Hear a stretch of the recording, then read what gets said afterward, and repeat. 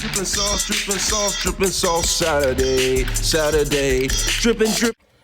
Alright, today I'm going to show you how to make mayonnaise Diablo sauce. Alright, the first thing you're going to need is mayonnaise, and you're also going to need Diablo sauce. Alright, I'm going to get started with this. First, I'm going to open up one packet of Diablo sauce, and then I'm going to put it in a bowl.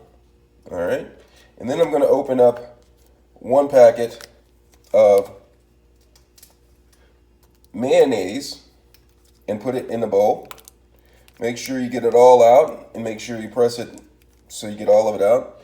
And then I'm going to add another pack of Diablo sauce because I want this to be more Diablo than I want it to be mayonnaise. Alright, so I put that in there. And then I'm going to put the other pack of mayonnaise to the side. And then I'm just going to slowly stir up the mayonnaise and Diablo,